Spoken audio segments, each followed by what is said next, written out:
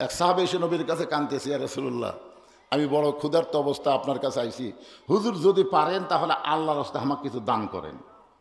তা আল্লাহ রাসূল আস্তে করে এরকম পাঞ্জাবি তুললেন আস্তে করে। সাহাবী তাকায় দেখে নবী ক্ষুধার জ্বালায় পেটে পাথর বাঁধে রাখছে। সাহাবী কয়, হুজুর আমি তো আর কি অভাবে, আমার চাইতে আপনি তো বেশি,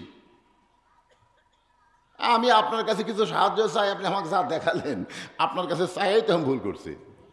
এই বলে সাহাবী যখন যাবার চাই, নবী বললেন, আম্মা সাইলা ফালা তানহার, কেউ যদি কারো কাছে সাইল করে এভাবে যাওয়া ঠিক না, তুমি আমার কাছে আসো আসো। বলে, হুজুর আপনার কাছে না খেয়ে বসে থাকে কি করবো, আপনিও না খাওয়া আমিও না খাওয়া। রাসূল বললেন, বসো। নবীর কাছে বসলে লাভ না লস? সাহাবী ভাবতেছে নবীর কাছে বসলে নবী আরো কষ্ট পাবে, এই মনে করে বলতেছে বসে কি হবে। রাসূল বললেন, বসো। সাহাবীকে বসায় দিয়ে রাসূল ডাক দিলেন, আলী।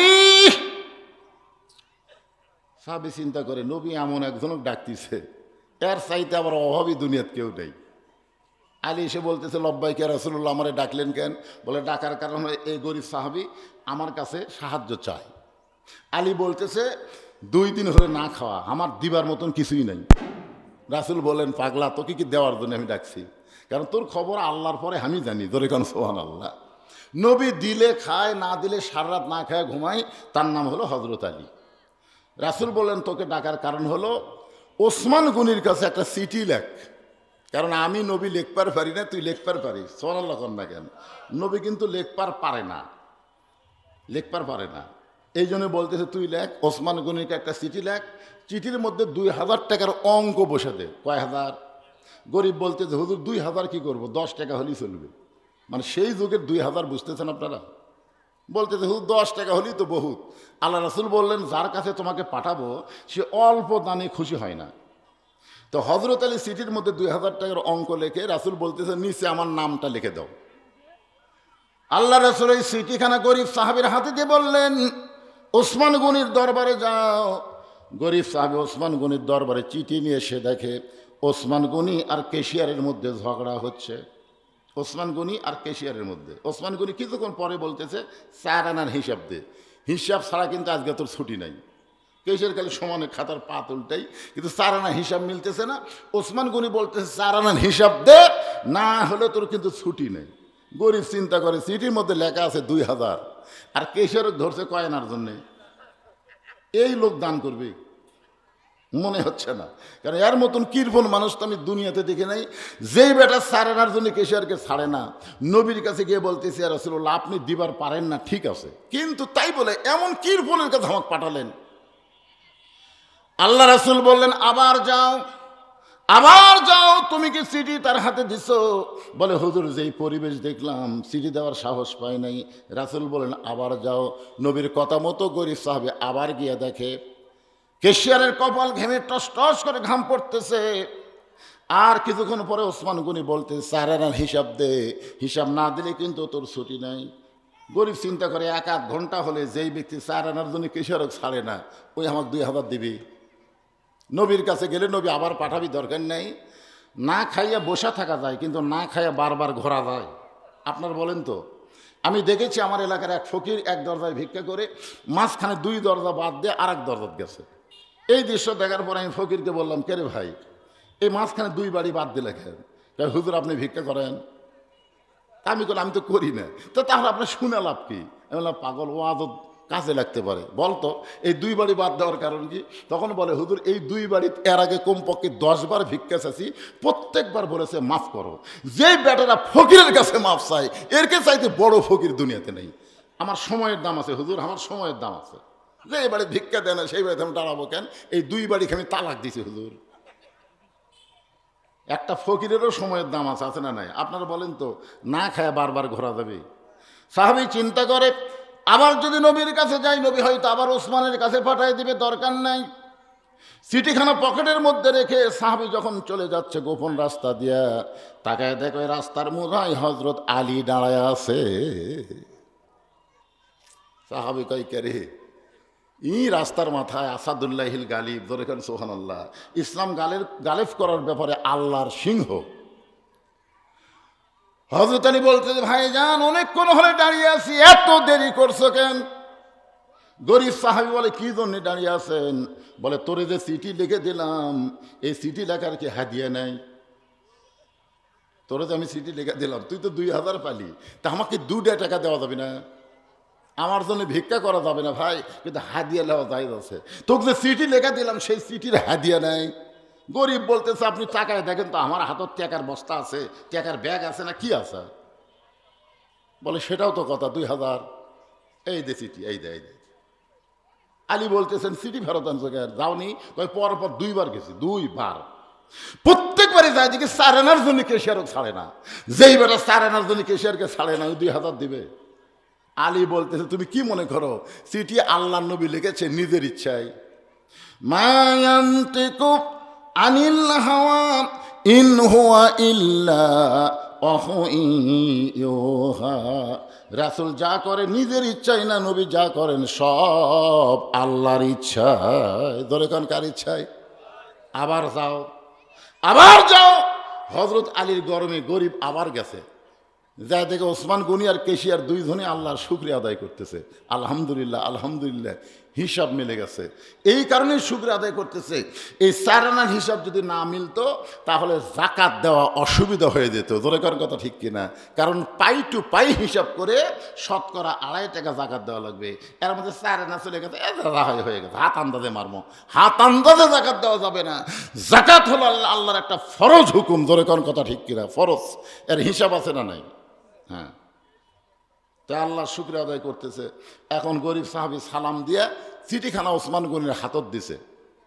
ওসমান গনি চিঠি নিয়েই একটা চুমা দিয়ে বলতেছে ভাইজান এই চিঠি কে পাঠাইছে? গরিব সাহাবী বলতেছে অবশ্যই লেখাপড়া জানেন। চিঠির নিচে তাকায় দেখেন আল্লাহর নবী এই চিঠি পাঠাইছে। সঙ্গে সঙ্গে ওসমান গনি চিঠিতে চুমা দিয়ে বলে ভাইজান এই চিঠি কে পাঠাইছে? গরিব বলতেছে আপনি কি লেখাপড়া জানেন না? আল্লাহর নবী এই চিঠি পাঠাইছে। সঙ্গে সঙ্গে চিঠি চুমা দিয়া বলে গরিব ভাই এই চিঠি কে পাঠাইছে? গরিব কয় সর্বনাশ রে, 2বার নবীর কথা বললাম, আবার শুনবার চাই। তাহলে 2000 টাকার অঙ্ক দেখে কি পাগলা হয়ে গেল নাকি? রাগ করে বলতেছে এই চিঠি আল্লাহর নবী পাঠাইছে। সঙ্গে সঙ্গে ওসমান গনি চিঠিতে একটা চুমো দিয়ে বলে ভাইজান এই চিঠি কে পাঠাইছে? গরিব বলতেছে আমার টাকার দরকার নাই, এর আগে 2বার আইছিলাম, 4 আনার জন্য তুই কেশিয়ারকে ছাড়িস না, তুই আমার 2000 কেমনে দিবি? এই কথা বলে গরিব রাগ করে নবীর কাছে গিয়ে নালিশ করে ইয়া রাসূলুল্লাহ পরপর 2বার গেলাম, কেশিয়ারের সঙ্গে ঝগড়া করে 4 আনার জন্যে।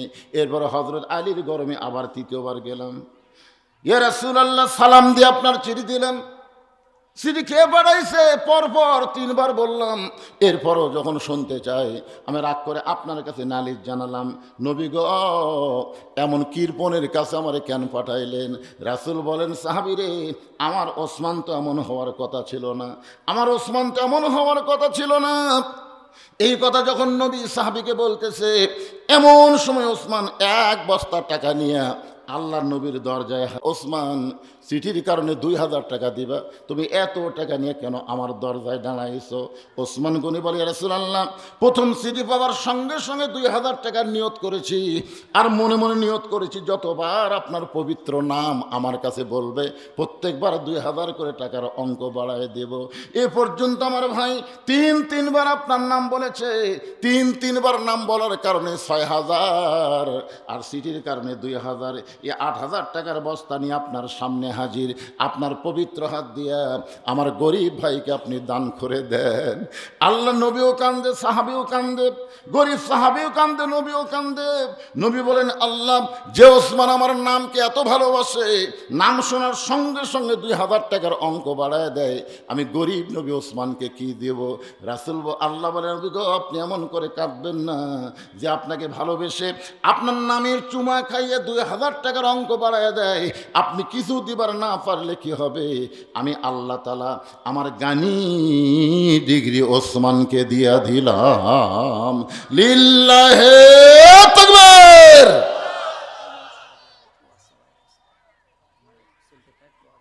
আচ্ছা ঠিক আছে তো দাও, এখন এটা রুমাল ছাড়া দেওয়ারই সময় হয়েছে। ওসমান গনি নবীকে ভালোবেসে খালি নাম থেকে চুমা খায় 2000 করে বেড়ে দেয়, তাহলে আজকে নবীর এই এতিম মাদ্রাসাকে আমাদের ভালোবাসার দরকার আছে না নাই? জোরে কেন আছে না নাই? বাদশাহ বলতে হুজুর একটু রুমাল ছাড়া দিয়ে যাচ্ছি, দেন। এই রুমাল পেটে আছে, সময় অল্প তো, ওয়াজও করা লাগবে। আপনাদেরকে মনে আছে? মনে আছে রাসূল দাঁড়াবার কাছে কি বলতেছে? কয়দিন হলো না খাওয়া, মারাত্মক ওয়াজ। আয়াতটা হলো পিছনে যারা দাঁড়িয়ে আছেন, এই ছেলেরা, এই বাবাজিরা, তোমরা হয় বসো। এই দেখছে দেখছে দেখছে, বসপারে করে চলে যায়। এমন একটা ফুল প্যান পরেছে, যেই প্যানের মধ্যে যে কি ভরে আসলে বসলে হয়তো নাপাক হবে, এই ভয় এরা বসতেছে না। আপনাদের মধ্যে এইরকম কোন আল্লাহর বান্দা আছেন যে নবীর এতিম মাদ্রাসাকে, এই মহিলা মাদ্রাসা কিয়ামত পর্যন্ত চালু রাখার জন্য এই মাদ্রাসায় একটা কোরআন শরীফ দান করবেন? একটা কোরআন শরীফ মাত্র 500 টাকা। আপনি 500 টাকা দিবেন, এই মাদ্রাসায় একটা কোরআন শরীফ দান করার সওয়াব আল্লাহ আপনাদের আমল নামায় দিয়ে দেবে। এরকম কোন আল্লাহর বান্দা আছেন যে হুজুর আমি কোরআনকে ভালোবাসি, কোরআনের মাহফিলকে ভালোবাসি, আমি মাদ্রাসাকে ভালোবাসি, আমার বাপ মাকে আমি ভালোবাসি, এই ভালোবাসার কারণে একটা 500 টাকার নোট কোরআন শরীফ বাবদ দিয়ে দিলাম? আপনাদের মধ্যে এমন কোন আল্লাহর বান্দা আছে? পৃথিবীর শ্রেষ্ঠ দান নবীর মাদ্রাসা একটা কোরআন শরীফ বাবদ 500 টাকা দেন। মাশাআল্লাহ, মাশাআল্লাহ। আল্লাহ তোমার একজন বান্দা এই মহিলা মাদ্রাসায় একটা কোরআন শরীফ বাবদ 500 টাকা দান করেছে। আল্লাহ যে নিয়তে দান করলো, আল্লাহ দুনিয়াতে সমস্ত ব্যাধি ব্যারাম থেকে তাকে হেফাজত করো। আপনজন যদি কবরে যায়, এই দানের ওসিলায় তাদের কবরকে জান্নাতের টুকরা বানায় দাও। জোরে কোন আমিন। যার কাছে আমার 500 টাকা আছে, যার পকেটে, তার কাছে আমার দাবি আছে। 500 টাকা আপনারা দিবার পারবেন না? আপনারা বলেন তো পৃথিবীর শ্রেষ্ঠ দান কি? নবীর মাদ্রাসা একটা কোরআন শরীফ দেওয়া। তো 120-25 জন ছাত্রী এখানে থাকে, এতগুলো মানুষের মধ্যে ইচ্ছা করলেই আপনারা 120টা কোরআন শরীফ দিবার পারবেন, ইচ্ছা করলে। তাহলে পকেটে একটু হাত দেবেন, আল্লাহকে খুশি করার জন্য একটা কোরআন শরীফ বাবদ 500 টাকা দিবেন। কত টাকা কত হালে কত দিকে চলে যায়। আজকে যেটা দিবেন আল্লাহর কোরআনের জন্য, এইটা দেওয়ার পরে 1 বছর অন্তত বেধি ব্যারাম আপনার কাছে আসবে না। যেই কোরআনকে লক্ষ্য করে আল্লাহ বলেছেন, অনুনাজ্জিলু মিনাল কুরআনি মা হুয়া শিফাউ ওয়া রাহমাতুল লিল মুমিনিন। 2 নম্বরে আল্লাহর কোনো বান্দা আছেন যে 500 টাকা দেবেন? কত দিছেন? মাশাআল্লাহ। আরেকজন আল্লাহর বান্দা কোরআন শরীফ বাবদ 500 টাকা দান করেছে। আল্লাহ 525 টাকা, 550 টাকা, 50 টাকা দান, আর 500 টাকা হলো একটা কোরআন। আপনাদের মধ্যে এমন কোন আল্লাহর বান্দা আছে? একটু মনটা নরম করেন। মিশে মায়ায় বন্দি থাইকা করলাম কত খেলা, পশ্চিমে তাকায়া দেখো তোমার ডুইবা গেছে বেলা। কি নাম বাবু তোমার? হ্যাঁ, মহিবুল্লাহ। মাশাআল্লাহ, মহিবুল্লাহ ছোট্ট বাচ্চা নবীর এই মাদ্রাসায় কোরআন শরীফ বাবদ 500 টাকা দান করেছে। আল্লাহ আসলেই তো দান করা পারে না, আর বাপ হয়তো ওর হাতে পাঠিয়ে দিছে। এরে মহিবুল্লাহ, কে দিল রে? তোমার আব্বু? মাশাআল্লাহ, কোরআন শরীফ বাবদ 500 টাকা দান করছে। আল্লাহ কবুল করেন। অসুস্থ, ইনার স্ত্রী অসুস্থ, দোয়া চাইয়া 500 টাকা কোরআন শরীফ বাবদ দান করেছে। আল্লাহ কোরআন দান করার কারণে তাকে পুরাপুরি সুস্থতা দান করেন। মাশাআল্লাহ। সংগঠনের সভাপতি আমার ভাইজান গামছার মধ্যে 100 দিছে, আর টেজে দিছে 400। তার মানে শেষ, মানে গামছার টাকাও বলতেছে যখন, তার বন্ধু বোঝা গেল আর 1 টাকাও নাই। আল্লাহর কোরআনকে মহব্বত করে 500 টাকা দান করেছে। আল্লাহ দানকে কবুল করেন। আল্লাহ নেক নিয়ত নিকাশ। আপনাকে বাপ মা কবরে যায়নি, বাবার কথা মায়ের কথা মনে করে এই নবীর মাদ্রাসা একটা কোরআন শরীফ দান করেন। বাজান একটা কোরআন শরীফ রে, পৃথিবীর শ্রেষ্ঠ দান একটা কোরআন শরীফ। একটা কোরআন শরীফ বাবদ 500 টাকা দেন। 500 টাকা দেওয়া মাত্রই একটা কোরআন দানের সওয়াব আল্লাহ আপনাদের আমল নামায় দিয়ে দিবে। চাদরের আদায় শেষ, আমারও কালেকশন শেষ। আপনারা তো মা বোনদের ব্যবস্থা করেননি, করছে নাকি? তো ওখানে কেউ যাবে না? হ্যাঁ, এই আপনারা ওঠেন না বাজান, উঠবেন কেন? অল্প সময়ের মধ্যে ওয়াজ হবে, তাও যদি আপনারা ওঠা বসা করেন, টাকা না দিলে ওটা লাগবে কেন? আপনার টাকার দেওয়া ছাড়াও তো মাদ্রাসা চলবে না? আপনার কোন মাদ্রাসা কি বন্ধ হবে? আমি যখন নতুন নতুন ওয়াজ শুরু করছিলাম তখন এই সোনারপাড়া 2 বার আইছিলাম রাতের বেলা, মনে আছে আপনাদের? তখন কিন্তু বুড়া তুড়া ছিলাম না, একটু চাঙ্গা ছিলাম। সেই সময় আইছে সোনারপাড়া, যখন এলাকার কেউ আমাকে চিনতই না, প্রথম ওয়াজ করছিলাম সোনারপাড়ায়। আপনাদের মনে হয় ওই ইয়ং জেনারেশন এরা জানবে না, কিন্তু আপনারা যারা আমার মতো তারা বুঝতেছেন না। সেই সময় আইছিলাম, সেই থেকে আজ পর্যন্ত মাদ্রাসা কি বন্ধ হচ্ছে? এ কথা কন, মাদ্রাসা কি বন্ধ হচ্ছে? দিন দিন মাদ্রাসার উন্নতি হচ্ছে। তার মানে বোঝা গেল যারা দান করতেছেন না, আপনারা দান না করার কারণে মাদ্রাসা বন্ধ হবে না। আল্লাহ যদি কবুল করে অবশ্যই কিয়ামত পর্যন্ত এই মাদ্রাসা আরো উন্নতির দিকে চলে যাবে। জোরে কোন ঠিক? আপনি দান করবেন আপনার ভালো, আপনি দান করলেন না আপনার খারাপ। আল্লাহ কোরআনে বলেছেন, ওমা তুনফিকু মিন শাইইন ফি সাবিলিল্লাহি ওয়াফা ইলাইকুম ওয়া আনতুম লা তুজলামুন। এই যে আমার নূর ভাই যে আপনাকে চেয়ারম্যান সাহেব আগামীতে এমপি ইলেকশন করতেছে, উনি যে কোরআন থেকে তেলাওয়াত করলেন, আল্লাহ বলতেছেন আনফিকু মিম্মা রাযাকনাকুম মিন ক্বাবলি আন ইয়াতিহাদাকুমুল মাউত ফায়াকুল রাব্বি লাউলা আখারতানি ইলা আজালিন করিব। মৃত্যু যখন আপনার কাছে আসবে, আসবে না? মৃত্যু আমাদের কাছে আসবে না? ওই সময় আপনার কি বলবেন? আল্লাহ আল্লাহ, এত তাড়াতাড়ি মৃত্যু আসবে আমি জানি না। আল্লাহ, এত নিকটে যে আমার মৃত্যু আসছিল আমি জানি না। এই মৃত্যুটা এক বছরের জন্য আমার কাছ থেকে সরে নিয়ে যাও, কিন্তু সময়ের জন্য আমার কাছ থেকে একটু সরে নিয়ে যাও, আমার যা আছে সব তোমাকে দিয়ে দেবো। দেখছেন, আমার যা আছে। তখন আজরাইল একটা চড় মারবি, এক চড়। কে রে শালা মরে যাচ্ছ, তাও সেরেক করতেছ, তুই কেমনি কইলে আমার যা আছে? তোর কিছুই নাই রে, তুই যে বললি আমার যা আছে সব আল্লাহ দেবো। আরে পাগলা, আল্লাহর গুলাই তোকে দিছিল আমানত স্বরূপ, কিন্তু তুই নিজের মনে করা ইচ্ছা মতো চলছিস। আজকে মৃত্যু দেখে তুই আল্লাহ দিবার চাস। আল্লাহর কোনো কিছুর দরকার নাই, বরং তুরই দরকার। ধরে কোন কথা ঠিক কিনা? আল্লাহর এই কোরআন আয়াতকে আপনাদের বিশ্বাস হয় না? সবাই একই কথাই বলবো ভাইজান, একটু খেয়াল করেন। আল্লাহ নবী বললেন, ওসমান তোমার এই ভাই আজকে 3 দিন হলে না খেয়ে আছে, তোমার ভাইকে তুমি কিছু দিবার পারবা না? ওসমান গনি বললেন, ইয়া রাসূলুল্লাহ, আমার ভাই আজকে 3 দিন হলে না খাওয়ার কারণে এত দুর্বল হয়ে সামনে কাতারে বসে আছে, এটা যদি আমি আগে জানতাম আমি নিজে না খাইয়া আমার ভাইয়ের বাড়িতে খাবার পৌঁছায় দিতাম। সুবহানাল্লাহ না কেন? আপনার বলেন তো, অর্থমন্ত্রী যে কথা বলতেছে এ কথা কি ঠিক?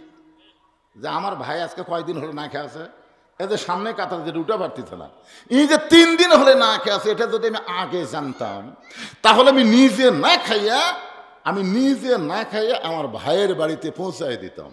অর্থমন্ত্রী ওসমান গনি কথা যখন বললেন, রাসূল বললেন, আজকে তুমি বসা বসায় নামাজ পড়ো। আজকের দিনে তুমি বসা বসাই নামাজ পড়ো, খাড়া হইয়া পারবে না, যে বসা পড়ো। কিন্তু নামাজ শেষ হয়ে গেলে তুমি ওসমানের কাছে যাবে, ওসমান এমন দেওয়া দিবে তোমার আর কোনোদিন না খেয়ে থাকা লাগবে? ওসমান কি কম দিবি? কথা কয় না, কম দিবি না বেশি দিবি? বেশি দিবে। এমন দেওয়া দিবে আর কোনোদিন তোমাকে না খেয়ে থাকা লাগবে না। এই কথা শোনার পরে সাহাবী জোরে জোরে কান্দে। এতক্ষণ কাঁদছে আস্তে আস্তে, এবার কাঁদতেছে জোরে জোরে। রাসূল বললেন, কি ব্যাপার? নামাজ শেষ করে ওসমানের কাছে যাবে, ওসমান এমন দেওয়া দিবে তোমার না খেয়ে থাকা লাগবে না, এ কথা শুনে তুমি কাঁদতেছো কেন? সাহেব বলতেছি, ইয়া রাসূলুল্লাহ, নামাজে যখন দাঁড়াই তখন আল্লাহর কাছে আমি একটা ওয়াদা করি, ইয়্যাকা না'বুদু ওয়া ইয়্যাকা নাস্তাইন। আমি গোলামি করি কার? আমি চাই কার কাছে? আমার ইমানটা এই পর্যায়ে আছে, দরকার হলে আমি না খাইয়া মরে যাব, কিন্তু আমার ইমান যতক্ষণ বলবে আল্লাহ দিবার পারবে, যতক্ষণ পর্যন্ত আমার ইমান বলবে আল্লাহ দিবার পারবে, ততক্ষণ আল্লাহ ছাড়া আমি দুনিয়ার কোনো ওসমানের দরজা যাব না। আপনারা কি কথাটা খেয়াল করছেন? আস্তাইনু বিসসবরি ওয়াসসালাহ। কয়দিন হলে না খাওয়া? 3 দিন হলে না খাওয়া। সেই ব্যক্তিরা বলতেছে, আমার ইমান আমাকে এতটুকু পর্যন্ত পৌঁছায় দিছে যে আমার বিশ্বাস বলতেছে আল্লাহ আমাকে দিবে কে? যতক্ষণ পর্যন্ত আল্লাহ আমাকে দিবে এই বিশ্বাস আমার ইমানের মধ্যে থাকবে, ততক্ষণ পর্যন্ত দরকার হলে আমি না খাইয়া খেয়ে মরে যাব, কিন্তু আল্লাহ ছাড়া দুনিয়ার কোনো ওসমানের দরজাত আমি যাব না। এই কথা যেই মাত্র সাহাবী বলেছেন, সঙ্গে সঙ্গে আল্লাহ নবী বললেন, আজকে আসরের নামাজ দেরিতে হবে। আজকে আসরের নামাজ, কথাটা কে বলতেছেন? রাসূল বলতেছেন আজকে আসরের নামাজ দেরিতে হবে। এখন কয়টা বাজে? কয়টা বাজে? 3:39 ধরেন 40, কয়টার সময় আসরের নামাজ হয়? আচ্ছা 4টায় নামাজ। আজকে যদি 2-4 মিনিট একটু দেরি হয় সমস্যা আছে? কারণ রাসূল বলতেছেন আজকে আসরের নামাজ দেরিতে হবে।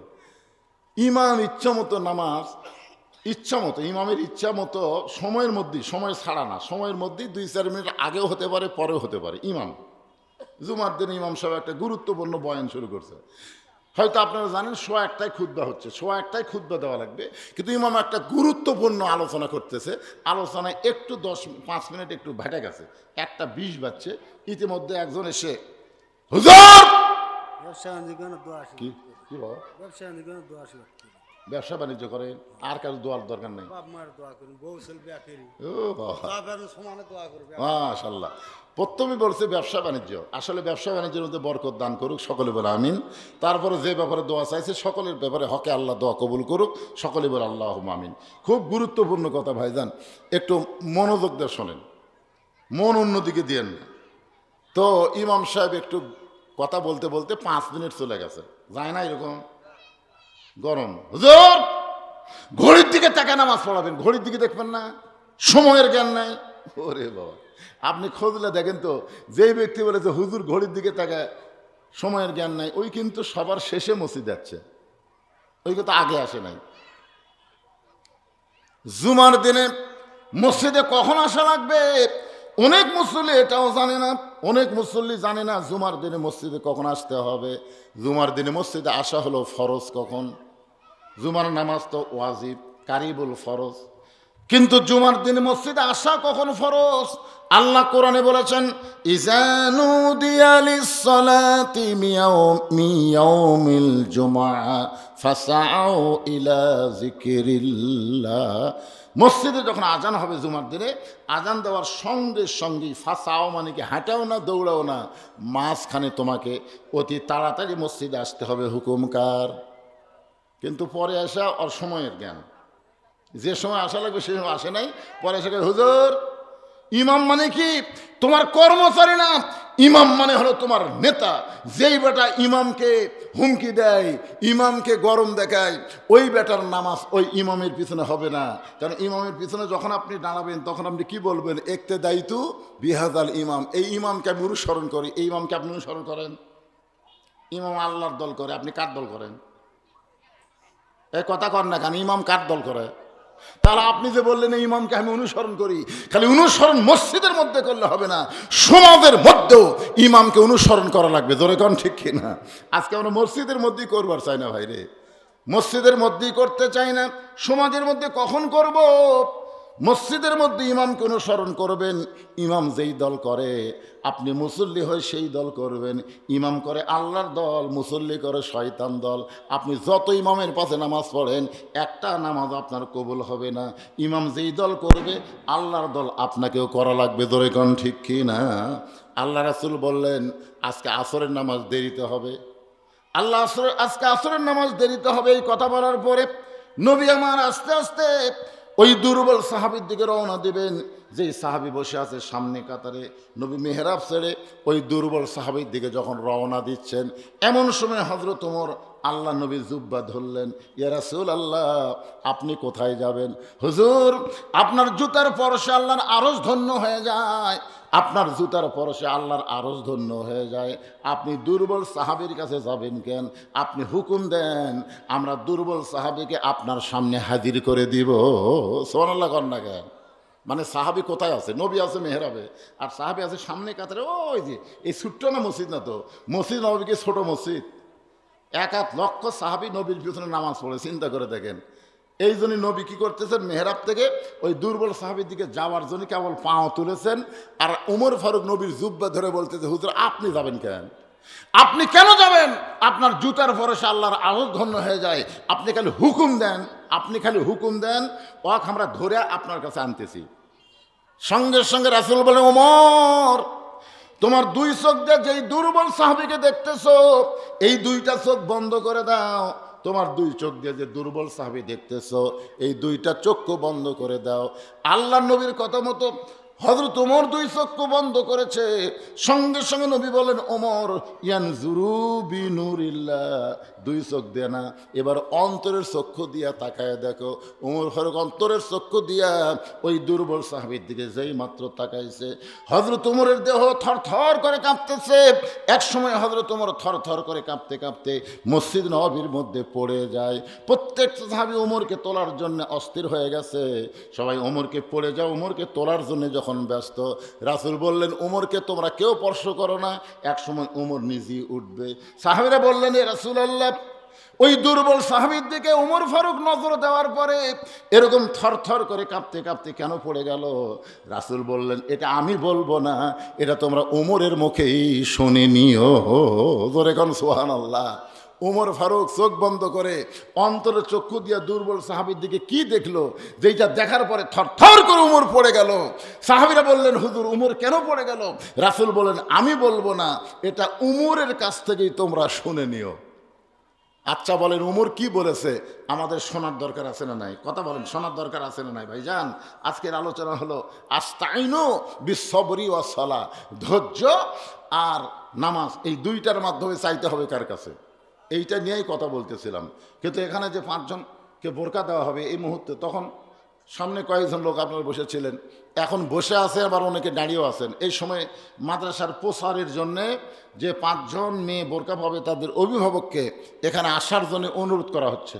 এই 5 জন যারা বোরকা মেয়েরা পাবে, তাদের তো মেয়েরা এখানে আসতে পারবে না, তাদের অভিভাবক যারা এসেছেন তারা আল্লাহর রাস্তে চেয়ে আসেন, তাদের হাতে আমরা বোরকা দেব। জনগণও দেখবে, এখানে মেয়ে ভর্তি করালে সেই মেয়ে কোরআনের হাফেজ হয়, আলেমা হয়। এই জন্য আপনারা আসেন, আল্লাহর রাস্তে আসেন। নাম বলা লাগবে তো, ঠিক কিনা বলেন? তাদের কেমন শিক্ষা দেওয়া হয়েছে, তারা পর্দার ভিতরে থেকে আল্লাহর কোরআন নবীর হাদিসকে শিক্ষা গ্রহণ করবে। আপনারা মাদ্রাসায় 2-4 টাকা শুধু দান করলেই হবে না। আজকে আপনাদের এই জিয়ানগর থেকে একটা মেয়েকেও তো আমরা বোরকা দিবার পারলাম না। পারলাম? যে কয়টা নাম শুনলেন, কোন গ্রাম আছে? একটা আছে, মাশাআল্লাহ। যাক, গ্রামের লোকেরা আগে খেয়াল করবেন যে আপনাদের মেয়েদেরকে এখানে দিবেন, আপনাদের আর কোনো চিন্তা নাই। এই মাদ্রাসা থেকে আপনার মেয়েদেরকে সঠিক শিক্ষা দেওয়া হবে। প্রত্যেকটা মেয়েরা ফাতেমা আয়েশার মতন আল্লাহ কবুল করুক, জোরে কোন আমিন। আল্লাহ রাসূল বললেন কিছুক্ষণ পরে, ওমর, ওমর তুমি চোখ বন্ধ করে দেখলে, কি দেখলে? যেটা দেখার পরে কাঁপতে কাঁপতে তুমি পড়ে গেলে।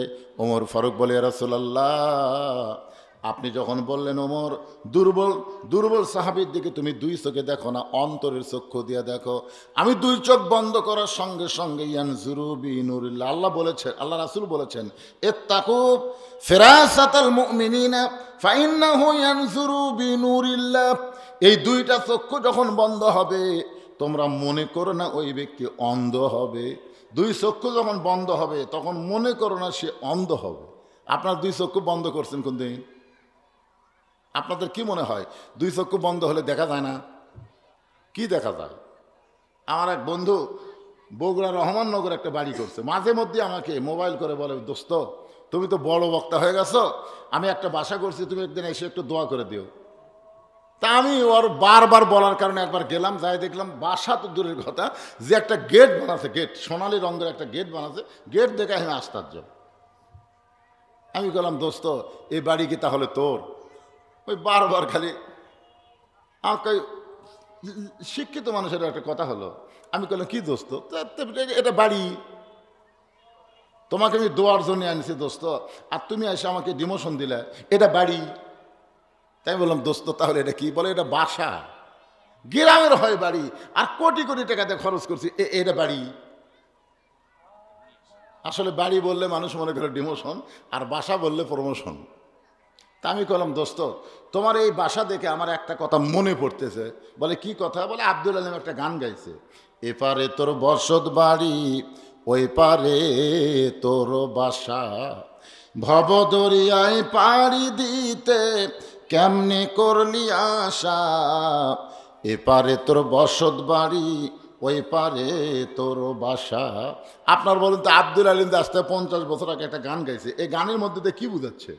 যে এই পারে যেগুলো আছে সব কি? বসত বাড়ি। ধরে কেন এই পারে সব কি? আর ওই পারে ওই গান কিন্তু অনেকে খালি গান হিসাবে শোনে, কিন্তু গানের মধ্যে ঢুকে দেখেন আব্দুল আলিম বুঝাইছে দুনিয়ায় যতই অট্টালিকা নির্মাণ করো এই জায়গায় কোনোদিন বসতি করতে পারবা কিন্তু চিরস্থায়ীভাবে থাকতে পারবা না, ধরে কোন ঠিক কিনা। কিন্তু ওই পারে যখন যাবা তখন আল্লাহ তোমাকে একটা চিরস্থায়ী দিবে বাসা, সেই বাসার নাম হলো জান্নাত, যেরকম সোহান আল্লাহ। আমি যখন ওরে বুঝাই দিলাম তখন বলতেছে আসলেই তো তাই, আমরা তো এতদিন বাসা বাসা করে পাগলা হয়ে যাই। আমি বললাম পাগলা গ্রামে তোমার বাড়ি আছে? কয়ে আছে। তো গ্রামের বাড়ি গিয়ে তুমি থাকবার চাও? মাঝে মধ্যে বেড়াবার যাই ভাই, আর গ্রামের বাড়ি ভাল লাগে না। গ্রামের লোকেরা বলে ভাই এত বছর পর আইছেন একটা রাত থাকেন, তখন আপনি কি বলেন? আরে হাঁক বাসার যাওয়া লাগবে রে, হাঁক বাসার যাওয়া লাগবে, এই বাড়ি হাঁক ভাল লাগতেছে না। তার মানে বোঝা গেল মুমিন মুসলমান যারা হবে তারা দুনিয়াতে আসার পরে তারা যাওয়ার চিন্তায় ব্যস্ত থাকবে, জোরে কোন কথা ঠিক কিনা। আপনি শহরের বাসা বাদ দিয়ে যখন গ্রামে আসেন আপনি কি থাকার চিন্তা করেন না যাওয়ার চিন্তা করেন? কথা কয় না রে বারে, কথা কন না কেন? যাওয়ার চিন্তা করেন না? যে দুনিয়া কি থাকার জায়গা না যাওয়ার জায়গা? তা আসায় গিয়ে থাকবে চাচ্ছেন কেন? যে মশান করে বাড়ি বানাচ্ছেন মনে করতেছেন আমাকে আর যাওয়া লাগবে না। আমি আমার দোস্তরে বললাম চোখ বন্ধ করো, আমি তোমার একটা গজল শোনাই। ওর বাসার সামনে চোখ বন্ধ করে আমি একটা গজল ওর কানে কানে কইলাম দেখো তো কিছু দেখা যায় কিনা। বলে দোস্ত চোখ বন্ধ করলে কি দেখবো? আরে বন্ধ কর না কেন? আমি জোর করে চোখ বন্ধ করে ওর কানের কাছে একটা গজল গাচ্ছি। এই দুনিয়ার বাড়ি ঘর একদিন হইয়া যাবে পর, যাইতে হবে অন্ধকার কবর। এই দুনিয়ার বাড়ি ঘর একদিন হইয়া যাবে পর, যাইতে হবে অন্ধকার কবর। খেয়াল করেন আমি ওর চোখের দিকে তাকা দেখি চোখের পাতা ভিজা পানি বার হচ্ছে। আমি বললাম দোস্ত এখন চোখ খোলো। যেই বলছি চোখ খোলো, ও চোখ খোলে না। বলে ভাইজান চোখ খুলে যা দেখেছি সব হলো নকল, আর চোখ বন্ধ করে যা দেখলাম সেটাই হলো আসল। যে দুনিয়াতে থাকতে পারবেন না সেই দুনিয়ার বাড়ি নিয়ে পাগল হয়ে গেলেন। মৃত্যুর পরে যেই কবরে আপনি যাবেন কমপক্ষে ওই কবরে 50,000 বছর আপনাকে থাকা লাগবে। এইটা চোখ খুলে দেখা যায় না, এটা চোখ বন্ধ করলে দেখা যায়। চোখ বন্ধ করেন দেখতে পাবেন অনেক কিছু। ইয়ানজুরুবি নূরিল্লাহ, রাসূল বললেন তখন আর দুনিয়ার লাইটের আলো থাকবে না, সূর্যের আলো থাকবে না, চন্দ্রের আলো থাকবে না। চোখ বন্ধ করলে এমন একটা চক্ষু খুলে যাবে যে চোখের নাম হলো অন্তরের চোখ। এই চোখ আল্লাহর নূর দিয়া দেখবে। ওমর ফারুক বলে ইয়া রাসূলুল্লাহ, আমি দুর্বল সাহাবীর দিকে যেই মাত্র নজর করেছি আমি তখন দেখতে পাই ওই দুর্বল সাহাবীর ঈমান এত বিশাল একটা ঈমান, যদি আসমানের সূর্যটাকে গায়েব করে দেওয়া হয় আর ওই দুর্বল সাহাবীর ঈমানটা যদি আসমানে লাগানো হয় এই সূর্যের চাইতেও ওই সাহাবীর ঈমানের আলো অনেক বেশি হবে। রাসূল বললেন এই ঈমান অর্জন হবে শুধুমাত্র নামাজের মাধ্যমে। আর সেই নামাজের মধ্যে যদি ধৈর্য থাকে, ধরে কোন কি থাকে? কথা কয় না। কদ আফলাহা মান তাযাক্কা ওয়া যাকারা ইসমা রাব্বিহি ফাসাল্লা। আপনারা বলেন তো মসজিদে আসাই নামাজ, মসজিদে ঢুকাই বসে মসজিদ ঢুকাই, ওর টাইম নাই তো, ঢুকাই নামাজের নিয়ত করছে। আপনারা বলেন তো সাইকেলের পেডেল মারতে মারতে কেউ যদি সাইকেল পেডেল বন্ধ করে, পেডেল মারতেছে এই পেডেল মারতেছে, হঠাৎ পেডেল বন্ধ করছে, আপনারা কোন তো সাইকেলকে বন্ধ হয়? কেন হয় না? কারণ আগে যে পেডেল মারছেন এই পেডেল মারার কারণে সাইকেলের মধ্যে একটা গতি তৈরি হচ্ছে। এই গতি যতক্ষণ শেষ না হবে ততক্ষণ সাইকেল বন্ধ হবে না। তো এখন পেডেল মারতে মারতেই আপনি দুনিয়ার মহব্বতের পেডেল মারতে মারতেই এসে মসজিদ আল্লাহু আকবার এই নামাজের নিয়ত করছেন। নিয়ত করার পরেই মন বলতেছে তুই যে তাড়াতাড়ি নামাজের নিয়ত করলি, দোকান যে বন্ধ করে আলি চাবি। এখন চিন্তা করতেছে নিয়ত কর্ণ চাবি রে, চাবি চাবি চাবি। তখন আস্তে করে এক হাত খুলে আপনার বলেন তো নামাজ আছে না গেছে? এই জন্য আল্লাহ বলতেছেন কদ আফলাহা মান তাযাক্কা ওয়া যাকারা ইসমা রাব্বিহি ফাসাল্লাহ, মসজিদে আইসাই নামাজ পড়লে হবে না, আগে মনকে মসজিদ বানানো লাগবে, তারপরে নামাজের নিয়ত করা লাগবে। জোরে কোন কথা ঠিক কিনা? তোমার মন দুনিয়ার মহব্বতে পাগল করে আল্লাহু আকবার এ নামাজ কিয়ামত পর্যন্ত পড়েন, পরীক্ষা পাস করতে পারবেন না। পড়বার গেলে ধরে ধরে পড়া লাগবে। জোরে কোন কথা ঠিক কিনা? ক কীরকম, খ কীরকম, গ কীরকম, এগুলো অক্ষরের সাইজ দেখেন, তারপরে আপনি চোখ বন্ধ করে লিখতে পারবেন। পারবেন না ভাইজান? আপনার মুখে আসলে বই যদি কাটালেই আপনাকে বলতেছে ক লেখতো, কয় ক কীরকম রে, আমি তো দেখিনি। তো ক খালি মুখস্থ করছিস, দেখিস নি কয়ের সাইজটা আমি জানি না, আপনি লিখতে পারবেন? তো এই জন্য নামাজ খালি পড়লে হবে না, নামাজ ধরতে হবে। আর নামাজ ধরতে গেলে ধৈর্য লাগবে। আর ধৈর্য আর নামাজের ভিতর দিয়ে যা চাবেন আল্লাহ আপনাকে তাই দেবে ইনশা আল্লাহ। আমাদের সকলকে কবুল করুক। সকলে বলে আল্লাহুম্মা আমিন। আল্লাহুম্মা সাল্লি আলা মুহাম্মদ, আল্লাহুম্মা বারিক আলা মুহাম্মদ। 1900 স্কয়ার ফিট একটা ছাদ দিব, তো যখন ছাদটা কাজ করবো তখন একটু সিমেন্ট যাই পারবে। আচ্ছা, 1900 স্কয়ার ফুটে একটা মাদ্রাসায়, মহিলা মাদ্রাসায় একটা ছাদ করা হবে। এই ছাদটা যখন শুরু করা হবে তখন আপনারা সবাই সিমেন্ট দিবেন ইনশাল্লাহ। দেবেন তো ইনশাল্লাহ? আরে ইনশাল্লাহটা কোন? দেওয়ার মালিক আপনি না আল্লাহ? আল্লাহ যদি আপনি না দেয় আপনি কেমনে দিবেন? তো এই জন্য সবাই নিয়ত করেন, আপনার সবাই এই মাদ্রাসার জন্য, নবীর ঘরের জন্য সিমেন্ট দিবেন। এখন দোয়া হচ্ছে, চারিদিকে আজান হয়ে গেছে। আজানের মধ্যে ওয়াজ করলে অনেকে বলবে ওয়াজ আগে না নামাজ আগে, দরকার নেই ফতুয়ার মধ্যে। হুজুর আমার খুব অসুস্থ, 10টা কোরআন শরীফ দান। 10টা কোরআন শরীফ দান করছে, ওনার সবার জন্য দোয়া করা হবে। হুজুর দোয়া করে দিলে। আল্লাহুম্মা আমিন। আল্লাহুম্মা আনতাস সালাম ওয়া মিনকাস সালাম, তাবারাকতা ইয়া যাল জালালি ওয়াল ইকরাম। আয় আল্লাহ, দিনের বেলা কাজ কাম বাদ দিয়া তোমার বান্দা বান্দিরা আজকে জান্নাতের বাগানে বসে কোরআন হাদিসের আশ্রয়, বিশেষ করে নামাজের উপরে আল্লাহ মেহেরবানি করে আজকের মাহফিল আমাদের সকলের হেদায়েতের জন্যে, নাজাতের জন্যে, জান্নাতের জন্যে কবুল করে নাও। এই মাহফিলের শুরু থেকে শেষ পর্যন্ত যত আলোচনা হলো আল্লাহ, এর মধ্যে যদি ত্রুটি হয়, ভুল হয়, মাফ করে দাও। এর যা হাদিয়া মঞ্জুর করো। সোনার মদিনায়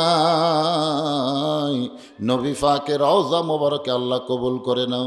তামাম منيرا فقد قال الله تعالى في كلامه المجيد والفرقان الحميد।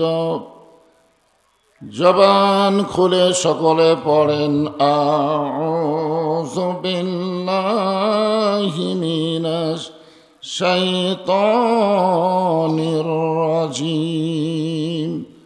বিসমিল্লাহির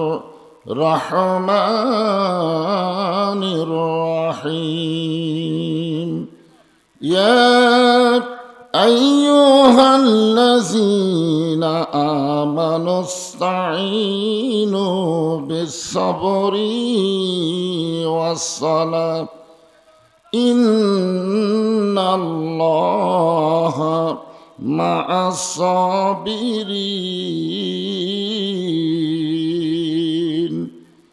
ইন্নাল্লাহা ওয়া মালাইকাতাহু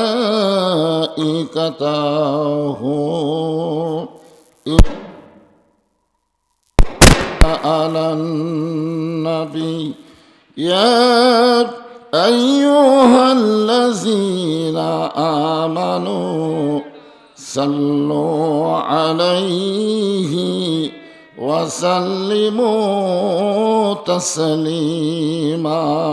আল্লাহুম্মা সাল্লি আলা মুহাম্মাদ ওয়া আলা আলি মুহাম্মাদ কামা সাল্লাইতা আলা ইব্রাহিম ওয়া আলা আলি ইব্রাহিম ইন্নাকা হামিদুম মাজিদ। আল্লাহুম্মা বারিক আলা মুহাম্মাদ ওয়া আলা আলি মুহাম্মাদ কামা বারাকতা আলা ইব্রাহিম ওয়া আলা আলি ইব্রাহিম ইন্নাকা হামিদুম মাজিদ। ইয়া আইয়ুহাল্লাযীনা আমানু উযকুরুল্লাহা যিকরান কাসীরা।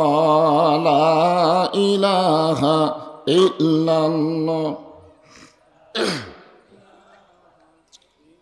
আপনার মনে হয় ঘাসের উপর বসবেন না, তো যারা বসে আছেন কারো সামনে ফাঁকা থাকলে জমে আসেন আর জিকির করেন। হ্যাঁ, সামনে জমে বসেন আর জিকির করেন, লা ইলাহা ইল্লাল্লাহ, লা ইলাহা, লা ইলাহা ইল্লাল্লাহ, লা ইলাহা ইল্লাল্লাহ, লা ইলাহা ইল্লাল্লাহ, লা ইলাহা ইল্লাল্লাহ, লা ইলাহা, লা ইলাহা ইল্লাল্লাহ। বলরে মুমিনগণ, লা ইলাহা ইল্লাল্লাহ, বলরে মুমিনগণ। এই কলেমার জন্যে নবীজি সহিলেন কত জ্বালাতন, লা ইলাহা ইল্লাল্লাহ, বলরে পাগল মন, লা ইলাহা ইল্লাল্লাহ। এতগুলো মানুষ একটু জবান খোলে, লা ইলাহা, লা ইলাহা ইল্লাল্লাহ, মুহাম্মাদুর রাসূলুল্লাহ।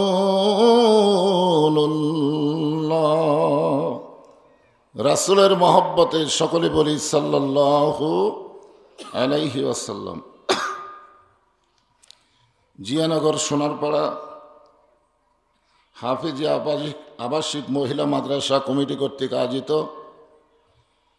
আজকের এই দিনের বেলায় তাফসিরুল কোরআন মাহফিল।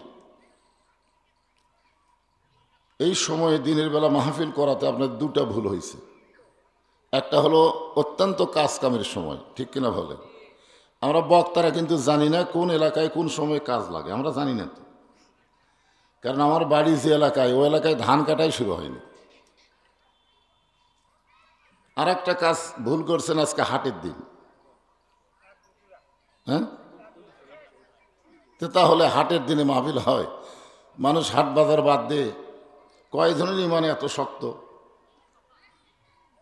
এরপরেও আজকের এই দিনের বেলায়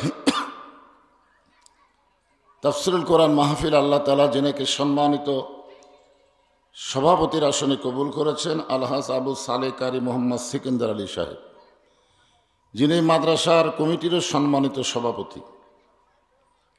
আজকের এই মাহফিলের সম্মানিত প্রধান অতিথি নূর মোহাম্মদ আবু তাহের, সম্মানিত বিশেষ অতিথি অধ্যাপক মোহাম্মদ শাহজান আলী তালুকদার, আমন্ত্রিত অতিথিবৃন্দ, সম্মানিত সুধীজন।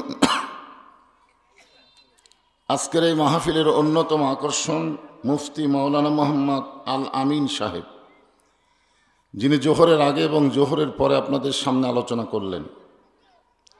অত্র এলাকা থেকে আল্লাহ যাদেরকে যাচাই বাছাই করে আজকের এই জান্নাতের বাগানে কবুল করেছেন, আমার সামনে যিনারা বসে আছেন সকলকেই অন্তরের অন্তঃস্থল থেকে আমি শুভেচ্ছা জ্ঞাপন করছি। সম্মানিত মা বোনেরা, পর্দার অন্তরালে বসে বসে যারা আলোচনা শুনতেছেন তাদেরকে শ্রদ্ধা জ্ঞাপন করে এই মুহূর্তে জানতে চাচ্ছি আপনারা সকলে কেমন আছেন? যে আল্লাহ শারীরিক সুস্থতা, মানসিক প্রশান্তি দান করে আজকের এই দিনের বেলায় তাফসিরুল কোরআন মাহফিলে আমাদেরকে কবুল করলেন, আমরা আল্লাহর উপরে খুশি না বেজার? তাহলে জবান খুলে সমস্বরে সকলে বলবো, রব্বানা লাকাল হামদ হামদান কাসীরান তাইয়িবান মুবারাকান ফীহি। আমরা সব সময় আল্লাহর প্রশংসা করব। আল্লাহর প্রশংসা করলে আল্লাহ এত খুশি হয়। আল্লাহ বলেছে, লাইন শাকারতুম লাযীদান্নাকুম, যে আমার শুকুর গুজারি বান্দা হবে আমি আল্লাহ তার নিয়ামত রাজ্যে বাড়াইয়া দেব। নিয়ামত শব্দের অর্থ কি? নিয়ামত শব্দের অর্থ হলো আল্লাহর সন্তুষ্টি। যে বান্দা যত বেশি আল্লাহর শুকর আদায় করবে আল্লাহ তার প্রতি তত সন্তুষ্ট হবে।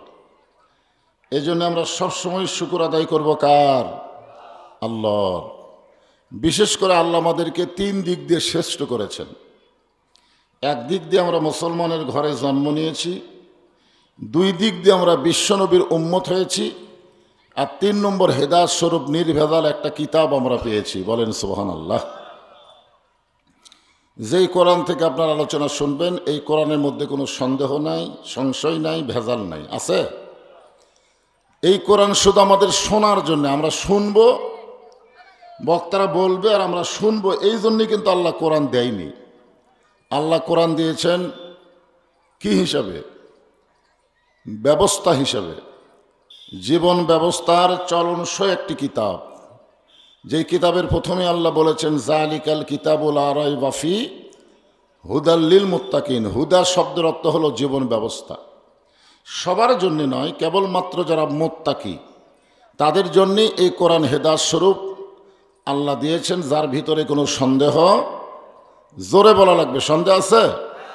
সেই কোরআন থেকে একটা আয়াত আপনাদের সামনে আমি তেলাওয়াত করেছি। সময়ের দিকে খেয়াল করে আমাকে আলোচনা করা লাগবে, কারণ কিছুক্ষণ পরে একটা নামাজ আমাদের সামনে আসতেছে, আসরের নামাজ। জোরে বলেন, কোন নামাজ?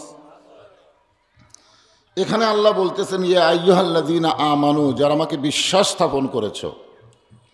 আল্লাহকে বিশ্বাস করার আবার একটা রূপ আছে, সাইজ আছে। রাসূল বলেছেন ইকরার বিল লিসান, তাসদীক বিল জানান, আমল বিল আরকান। এরই নাম হলো ঈমান। শুধুমাত্র আল্লাহ আল্লাহ বললেই ইমানদার হওয়া যায় না। আল্লাহকে কলিজার মধ্যে জায়গা দিয়ে আল্লাহর হুকুম অনুযায়ী আমল করার নাম হলো ঈমান। সেই ইমানদারকে লক্ষ্য করে আল্লাহ বলতেছেন আস্তাইনু বিস-সবরি ওয়াস-সালাহ। আমি আল্লাহর কাছে যদি তোমরা কিছু পাবার চাও, তাহলে ধৈর্য আর নামাজের মাধ্যমে চাও। ধৈর্যের কথা আল্লাহ আগে বললেন, কারণ আমরা পৃথিবীতে যত কাজ করি প্রত্যেক কাজে আমাদের ধৈর্য আছে, আছে না নাই? এই যে জমিতে আলু লাগাচ্ছেন, ধান কাটার পরে আবার আলু লাগাচ্ছেন, আপনার বলেন তো এবার আলুর দাম কম না বেশি? কথা কয় না, কম না বেশি? তারপরে আবার লাগাচ্ছেন। আপনি দেখেন কোদাল দিয়ে যখন খুঁটু গ্রামের ভাষায় বলতেছি, খুঁটু বাঁধেন না, আপনি কতক্ষণ উপর হয়ে থাকেন চিন্তা করে দেখেন তো। একবার 1 খুঁটু না বাঁধা পর্যন্ত আমি মাজাই তুলি না। অথচ ওই মানুষটা যখন নামাজের রুকু করে তখন কিন্তু বেশিক্ষণ থাকবার পারে না। মানে দুনিয়ার কাজে আমাদের ধৈর্য আছে, কিন্তু আল্লাহর নামাজে আমাদের ধৈর্য খুবই কম। এই জন্য আল্লাহ বলেছেন বিস-সবরি ওয়াস-সালাহ, আগে ধৈর্য তারপরে নামাজ। পৃথিবীর সব জায়গায় আমাদের কম বেশি ধৈর্য আছে, কিন্তু নামাজের ভিতরে আমাদের ধৈর্য খুবই কম। 5 মিনিট আগে যদি আমরা মসজিদে ঢুকি, কমপক্ষে 5 বার আমরা ঘড়ি দেখি। কয়বার ঘড়ি দেখি? নিজের হাতে ঘড়ি না থাকলে মসজিদের দেওয়াল ঘড়ির দিকে বারবার তাকাই। এক সময় মসজিদের দেওয়াল ঘড়ি বিশ্বাস যদি না হয়, পাশে বসা লোকটাকে বলতেছে ভাই আর কয় মিনিট আছে? বলে এখনো 4 মিনিট আছে। তখন সে বিরক্ত হয়ে বলতেছে আজকে ঘড়ি লড়তেছে না। এরকম কথা কয় না? এই লোকটাই দেখবেন নামাজ শেষ করে যেই জিয়ানগর চাষটলে বসেছে, 1-8 ঘন্টা গান গল্প করতেছে, একবারও ঘড়ি দেখতেছে না। এরকম আছে না নাই? যারা আমরা নামাজ পড়ি তাদের কথা বলতেছি, যারা পড়ি না তাদের কোনো কথাই নেই। এখানে আল্লাহ তাআলা কেন বললেন যে আমার কাছে যদি কিছু পাবার চাও তাহলে ধৈর্য আর নামাজের মাধ্যমে চাও? তাহলে চাওয়ার একটা নিয়ম আছে, আছে না নাই? আছে। নামাজটা হলো আসরের নামাজ, কিছুক্ষণ পরে যে নামাজ আসতেছে এই নামাজেরই ওপরে আলোচনা। আসরের নামাজের আজান দিয়েছেন হজরত বেলাল ইবনে রেবাহ। ইসলামের প্রথম যিনি মুয়াজ্জিন ছিলেন তার নাম হলো হজরত বেলাল। জোরে বলেন, তার নাম কি? হজরত বেলাল। মুয়াজ্জিনের খুবই দাম কিন্তু ইসলামে আছে, অথচ আমাদের বাংলাদেশে নেই। ইসলামে মুয়াজ্জিনের দাম কম না বেশি? আল্লাহ রাসূল একদিন বেলালকে কাছে ডাক দিয়ে বললেন, বেলাল তুমি তো আমার চাইতে অনেক খাটো। বেলাল বলতেছে হুজুর আমি হলাম মুয়াজ্জিন, আপনি হলেন ইমাম, আপনার চাইতে তো আমার খাটো হয় স্বাভাবিক।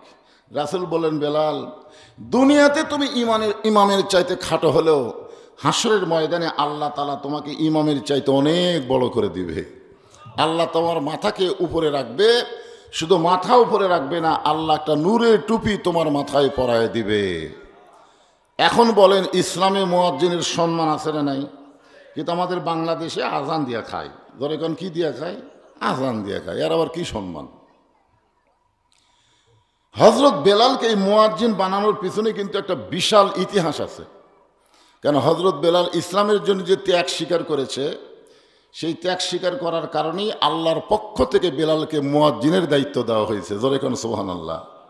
এক সময় কিন্তু উচ্চারণে কম বেশি হওয়ার কারণে বেলালকে রাসূল মুয়াজ্জিন থেকে বাদ দিয়েছিলেন। এক সময় মানে সিনের জায়গায় সিন উচ্চারণ করে, আসাদুর জায়গায় আসাদু করে। তো অনেক সাহাবীরা নবীর কাছে এ ব্যাপারে অভিযোগ করলো যে বেলালের আজানের মধ্যে ভুল আছে। তো আল্লাহ রাসূল এই সাহাবীদের কথা শুনে বেলালকে মুয়াজ্জিন থেকে বাদ দিলেন। কিন্তু ফজরের আজান এক সাহাবী দিছে, কিন্তু ওই আজানটা আল্লাহর আরশ পর্যন্ত যায়নি, সূর্য উঠতেছে না। পরে রাসূলকে বলা হলো বেলাল আজান না দিলে আসমানের সূর্য উদয় হবে না, খালি রাতই থাকবে। পরে আবার বেলালকে সে মুয়াজ্জিনি দেওয়া হলো। তাহলে বলা এর মধ্যে ত্যাগ আছে না নাই? জোরে কান আছে না নাই? এই ত্যাগটা হয়েছে হযরত বেলাল শুধুমাত্র ঈমান গ্রহণ করার অপরাধে তার জিহ্বাটা টেনে বের করে ওই জিহ্বার মধ্যে কাফেরেরা পেরেক মেরেছিল, তারপরেও সে কলিজা থেকে আল্লাহ রাসূলকে ছাড়ে নাই। বলেন সুবহানাল্লাহ। দুনিয়ার মুয়াজ্জিন আজান দিলে মানুষের কান পর্যন্ত আজান ঠিক মতো পৌঁছে না, আর হযরত বেলাল যখন আজান দেয় ওই আজান আল্লাহর আরশ পর্যন্ত পৌঁছে যায়। সুবহানাল্লাহ। এক মুয়াজ্জিন আমারে কইছে, হুজুর ফজরের আজান দিলে খুবই বিরক্ত। আমি বললাম কি বিরক্ত? কয় ৩-৪টা কুত্তা এসে খালি জানলার কাছে ভু ভু ভু করে। মানে আজান শুরু করি কুত্তারা ঘুম পাড়ে, কিন্তু যে আজান শুরু করে ওরা ঘুমোতে চেতন পায়, আমার সাথে সাথে ওরা আজান দেয়, ওরা করে। তো এইরকম করার পিছনে কারণ কি? তা আমি কোরআন থেকে একটা আয়াত তেলাওয়াত করলাম, ওমান আহসানু কাওলাম মিম্মান দা ইলাল্লাহ ওয়া আমিলা সালিহান ওয়া ক্বালা ইন্নানি মিনাল মুসলিমিন। ওই ব্যক্তির চাইতে উত্তম কোনো ব্যক্তি নাই যে ব্যক্তি মানুষকে দাওয়াত দেয়। জোরে কোন কি দেয়? আপনারা বলেন সবচাইতে বড় দাওয়াত হলো আজান দেওয়া। জোরে কোন কি দেওয়া? আজানের চাইতে কিন্তু বড় দাওয়াত নাই। তো এখানে কিন্তু আল্লাহ শর্ত করে দিয়েছে সবাই দাওয়াত দিবার পারবে না, সে নিজের নেক আমল করা লাগবে এবং একজন যে মুসলমান এ ব্যাপারে তাকে স্বীকারোক্তি দেওয়া লাগবে, তাছাড়া সবাই কি দায়ী ইলাল্লাহ হতে পারবে? তাই মুয়াজ্জিনকে বললাম, ভাই আপনি সত্যি করে বলেন তো, আপনি যে আজান দেন আপনার কি ছেলে পেয়ে আছে? কয় হুজুর আমার 2টা ছেলে আছে। তো আপনি যখন আজান দেন এরা কি আপনার আজান শুনে মসজিদে আসে? তখন মুয়াজ্জিন কয় এরা তো নামাজই পড়ে না। এমন এই জন্যই কুত্তে লোকমা দিছে যে তোমার আজান দিয়ে কাম হবে না, কারণ তোমার আজানে তোমার ছেলেই নামাজ পড়ে না। আসলে কু আনফুসাকুম আহলিকুম নার, জাহান্নামের আগুন থেকে যদি বাঁচতে চাও একলা বাঁচলে হবে না, আহাল পরিবার নিয়ে বাঁচা লাগবে। এই হুকুম কার? জোরে কোন কার? তাহলে মুয়াজ্জিন খালি আজান দিলে হবে?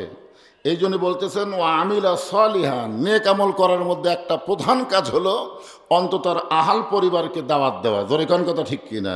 নিজের ছেলেই নামাজ পড়ে না, তুমি খালি আজান দাও, কুত্তার বিরক্ত লাগছে।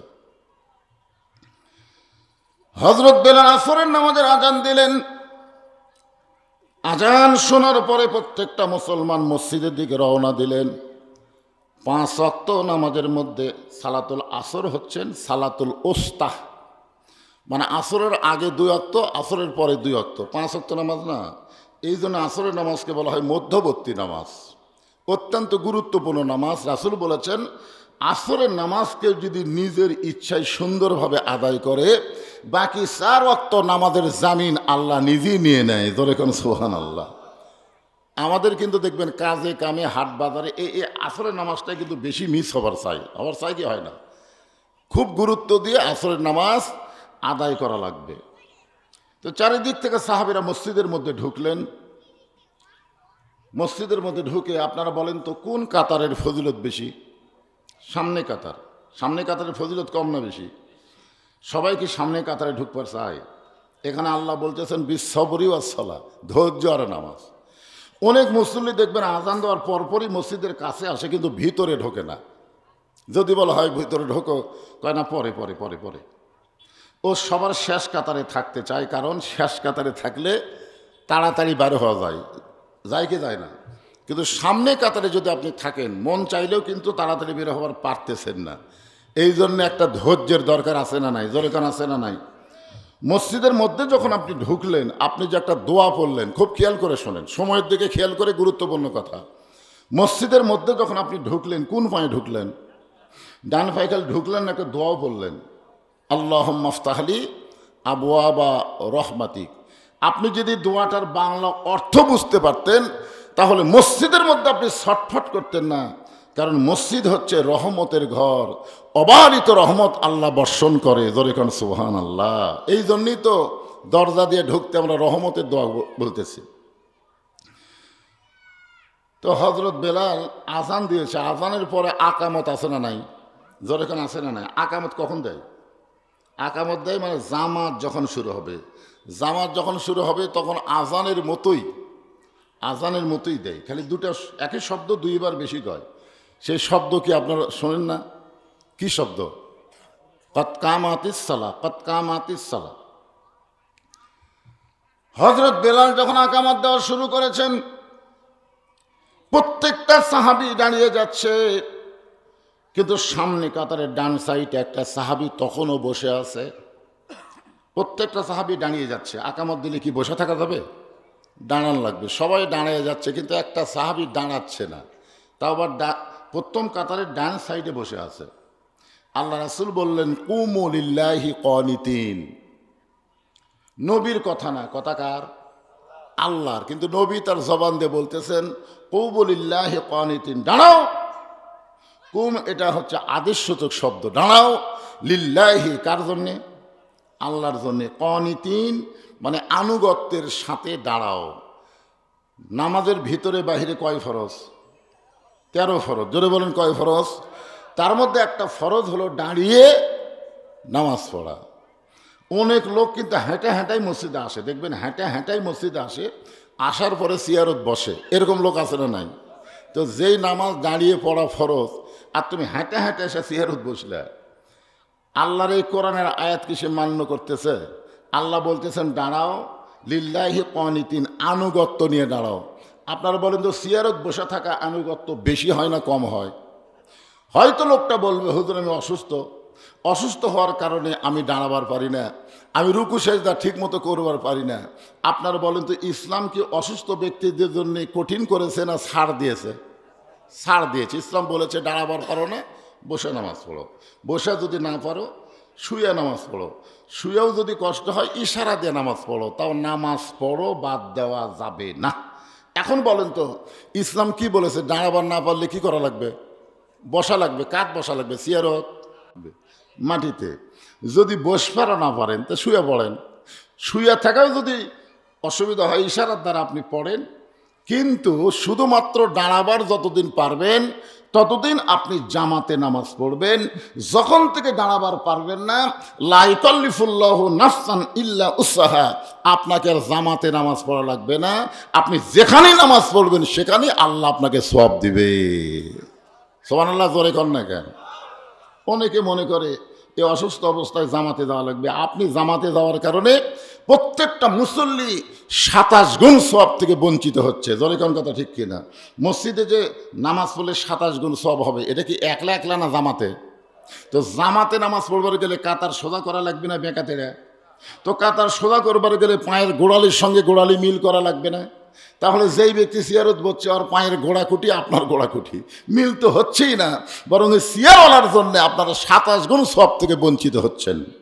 তা আপনাকে কে অধিকার দিল যে যারা মসজিদে জামাতে নামাজ পড়বে তাদের সওয়াব কমায় দেওয়া? এজন্য আপনি যেখানে খুশি সেখানে পড়েন, আর সুস্থ থাকলে জামাতে পড়েন। অসুস্থ ব্যক্তির জন্য জামাতে পড়া লাগবে এরকম কোনো কঠিন ইসলাম করেনি। ধরে কোন ঠিক কি না? আমি যে আয়াতে কারিমা পড়লাম বুঝতে পারেননি? লা ইউকাল্লিফুল্লাহু নাফসান ইল্লা উসআহা, তোমার কষ্ট হবে এমন কিছু আল্লাহ তোমাকে চাপায় দেয়নি। সরকারি চাকরি করার বয়স যখন শেষ হয়ে যায়, ও যখন চোখে কম দেখে, কানে কম শোনে, কলম ধরলে থরথর করে হাত কাঁপে, মাজা ঠিক মতো উঠবার বসবার পারে না, সরকার বলে তোকে আর চাকরি করা লাগবে না, তুই বসে থাকা পেনশন খা। ধরে কোন কথা ঠিক কিনা? তো যৌবন বয়সে যারা 5 ওয়াক্ত নামাজ জামাতের সঙ্গে আদায় করেছে, বুড়ে বয়সে তাদেরকে আবার জামাতের সাথে নামাজ পড়া লাগবে এরকম কঠিন ইসলাম না। তুমি যেখানেই পারো সেখানে পড়ো, আল্লাহ পেনশনের সওয়াব তোমাকে দিয়ে দিবে। ধরে কোন কথা ঠিক? হ্যাঁ।